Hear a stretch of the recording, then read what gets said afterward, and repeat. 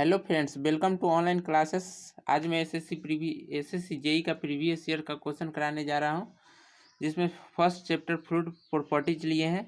तो आपसे रिक्वेस्ट है कि यदि इस चैनल पर न्यू है तो चैनल को लाइक और सब्सक्राइब कर दे, जिससे लेटेस्ट अपडेट मिलता रहे। तो अब स्टार्ट करता हूं। फर्स्ट क्वेश्चन है कि एन आइडियल फ्लूइड क्या होता है। ए ऑप्शन में दिया है वो one which obey Newton's law of viscosity, B में फ्रिक्शनलेस एंड इनकम्प्रेसिबल, सी में वेरी विस्कस और डी ऑप्शन में है फ्रिक्शनलेस एंड विस्कस। तो हम जानते हैं कि आइडियल फ्लूइड इनकम्प्रेसिबल होता है और फ्रिक्शनलेस होता है, इसलिए इसका आंसर हो जाएगा बी सही होगा। अब नेक्स्ट क्वेश्चन देख लेते हैं, उससे पहले इसके बारे में जान लेते हैं। An ideal fluid is one that is frictionless और नो विस्कस। यह फ्रिक्शनलेस होता है जिसके कारण इस पर कोई विस्कोसिटी नहीं लगता है, और इनकम्प्रेसिबल होता है आइडियल फ्लूइड।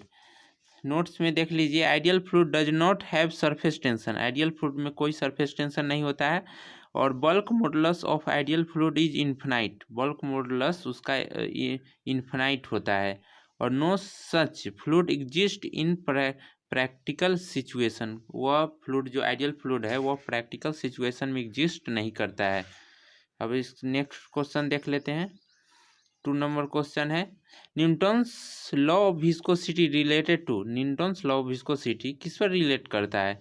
ये ऑप्शन में बोला गया है intensity of pressure and rate of angular deformation, B में बोला viscosity and rate of angular deformation, C में बोला among the shear stress and viscosity and temperature, और डी में नन ऑफ दिस। तो इसके बारे में पहले जान लेते हैं। यहाँ पर है according to Newton's law of viscosity, shear stress होता है directly proportional to the angular displacement D theta by D T, और जब डायरेक्टली को इक्वल करेंगे तो उस पर म्यू आ जाता है, तो टाउ इक्वल टू हो जाता है mu D theta by D T. ये एंगुलर डिफॉर्मेशन है, और म्यू हो जाता है विस्कोसिटी। तो इसका आंसर क्या हो जाएगा, इसका बी हो जाएगा, viscosity at rate of angular deformation. इसका बी सही होगा। नेक्स्ट क्वेश्चन अब देख लेते हैं। 3 number question, in MKS gravitational system of unit is unit of mass. इस जो ग्रेविटेशनल सिस्टम है MKS में, वो उसका मास क्या से इंडिकेट किया जाता है, उसका यूनिट क्या होता है। तो MKS में एम होता है, एम जो मेजर करते हैं लेंथ को मीटर में, और किलोग्राम करते हैं वेट को किलोग्राम में, और एस सेकेंड टाइम को सेकेंड में करते हैं, इसीलिए इसका हो जाएगा किलोग्राम। मास को किलोग्राम में करते हैं। नेक्स्ट क्वेश्चन अब देख लेते हैं। 4 number, for a fluid the shear stress was found to be directly proportional to the rate of angular deformation, the fluid is classified as. तो क्या बोलते हैं उसको, जब shear stress directly proportional to rate of angular deformation होता है तो किसका प्रॉपर्टी है, न्यूटन्स फ्लूइड के, न्यूटोनियंस फ्लूइड। इसका हो जाएगा सी ऑप्शन सही होगा। न्यूटोनियंस फ्लूइड होता है a shear stress directly proportional to the rate of angular deformation. Next question देख लेते हैं। 5 नंबर क्वेश्चन है, poise is the unit of. Poise किसका यूनिट है। ए में बोला है मास डेंसिटी का, बी बोला है kinetic viscosity, C viscosity and D velocity gradient. तो प्वाइज होता है विस्कोसिटी का, विस्कोसिटी का यूनिट होता है प्वाइज, और काइनेटिक विस्कोसिटी का होता है मीटर स्क्वायर पर सेकेंड, इसका होता है यूनिट, और मास डेंसिटी का तो होता है केजी पर मीटर क्यूब। इसीलिए इसका सी होगा विस्कोसिटी का प्वाइज, न्यूटन सेकेंड पर मीटर स्क्वायर एक और यूनिट होता है इसका। 6 नंबर क्वेश्चन देख लेते हैं। The properties of fluid which determine its resistance of shear stress is called. Shear stress को रेसिस्टेंस करता है उसका वह कौन प्रॉपर्टी होता है, तो उसका हो जाता है विस्कोसिटी। विस्कोसिटी 2 लेयर के बीच रहता है, जिसके कारण उसमें शियर स्ट्रेस को रेसिस्टेंस करता है, रोकता है, इसीलिए इसका ए ऑप्शन सही होगा। सरफेस टेंशन होता है, कोई भी प्रॉपर्टी पर उसको वॉल्यूम को कम करने का जो प्रॉपर्टी होता है डिक्रीज करने का, उसी को सरफेस टेंशन कहते हैं। एडहेसिव होता है डिफरेंट पार्टिकल के बीच में जो फोर्स लगता है उसको एडहेसिव फोर्स बोलते हैं। अब नेक्स्ट क्वेश्चन देख लेते हैं। 7 नंबर क्वेश्चन है, if the diameter of the capillary tube is double. Capillary tube है जिसका डायमीटर यदि डबल कर देते हैं तो capillary rise will be, capillary कितना राइज होगा। तो पहले इसके बारे में जान लेते हैं क्या होता है। Capillarity rise h equal to, इसका फॉर्मूला आता है 4 सिग्मा या टी, उसको डिनोट किया जाता है सरफेस टेंशन को 4 T by cos theta by rho ji H, इसका फॉर्मूला होता है। यहाँ पर डी डायमीटर है, रो डेंसिटी और जी ग्रेविटेशनल फोर्स। यहाँ पर दिया हुआ है टी सरफेस टेंशन, अल्फा जो थीटा, या थीटा से भी डिनोट करते हैं angle of contact between the liquid and glass tube. Liquid और जो ग्लास ट्यूब है उससे के कांटेक्ट सरफेस में जो एंगल बनाता है वही एंगल होता है अल्फा। रो होगा डेंसिटी ऑफ लिक्विड और D diameter of the tube. तो क्या हुआ, राइज का इन्वर्सली प्रोपोर्शनल है डी, तो इसलिए इसका हाफ बोला है तो कितना हो जाएगा इन्वर्सली 1/2, तो मतलब हैवेल्स हाफ हो जाता है इसका, इसीलिए आंसर सी हो जाएगा। 7, 8। अब 8 नंबर क्वेश्चन देख लेते हैं। Flow of fluid take place due to, flow of fluid take place due to, किसके कारण फ्लो ऑफ फ्लूइड होता है। तो इसका आंसर, इसका ए में बोला है विस्कोसिटी, डी बी में बोला है कंप्रेसिबिलिटी, सी सरफेस टेंशन और D deformation of shear force. तो शेयर फोर्स के डिफॉर्मेशन के कारण ही फ्लूइड में फ्लो आता है, इसीलिए इसका डी सही होगा। अब नेक्स्ट क्वेश्चन देख लेते हैं। 9 number, if the diameter of the capillary tube is double, यदि कैपिलरी ट्यूब का डायमीटर डबल कर देते हैं तो कैपिलरी राइज कितना राइज करेगा। हम जानते हैं कि इन्वर्सली प्रोपोर्शनल होता है capillary rise, h equal to h directly inversely proportional to 1/d, तो इसलिए इसका हैवेल्स हो जाएगा। ये रिपीट करता है, एसएससी जेई बार बार रिपीट कर देता है क्वेश्चन कुछ कुछ, इसीलिए प्रीवियस ईयर का जरूर क्वेश्चन देखते रहें। 11 नंबर क्वेश्चन अब देख लीजिए। The pressure intensity in kilogram per centimetre square at any point in the liquid is, तो क्या होता है प्रेशर इंटेंसिटी का फॉर्मूला, प्रेशर इंटेंसिटी का होता है रो जी एच, यहाँ पे रो जी और एच, तो रो जी को हम क्या बोलते हैं ओमेगा, ओमेगा इंटू एच, तो इसलिए इसका क्या होगा omega into H, D option सही होगा। नेक्स्ट क्वेश्चन अब देख लेते हैं।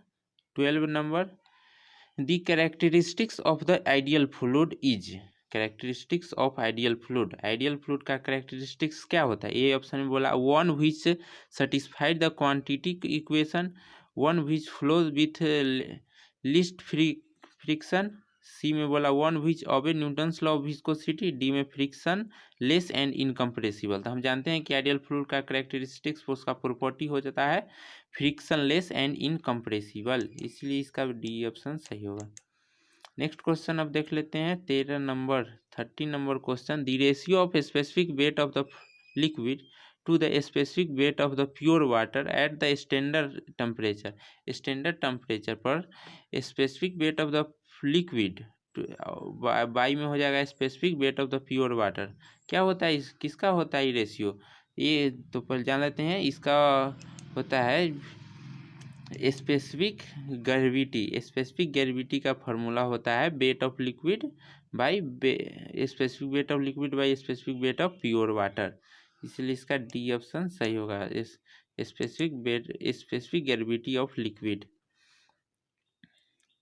14 नंबर क्वेश्चन देख लेते हैं। Bulk modulus of the fluid is the ratio of, fluid का बल्क मॉडुलस क्या क्या में रेशियो होता है, क्या क्या रेशियो को हम बोलते हैं bulk modulus of fluid. A में बोला है shear stress to shear strain, यदि shear stress by shear strain करेंगे तो उसको बल्क मॉडुलस बोलते हैं। और बी ऑप्शन में बोला है increasing the volume to the viscosity of fluid, C में बोला increasing the pressure to the volumetric strain, D में बोला critical velocity to the velocity of fluid. तो हम जानते हैं कि बल्क मॉडुलस होता है इंक्रीजिंग इन प्रेशर, प्रेशर में जितना इंक्रीज होगा बाय द वॉल्यूमेट्रिक स्ट्रेन, जो वॉल्यूम में स्ट्रेन आता है उसी को रेशियो को हम बोलते हैं बल्क मॉडुलस। यहाँ पे सही होगा।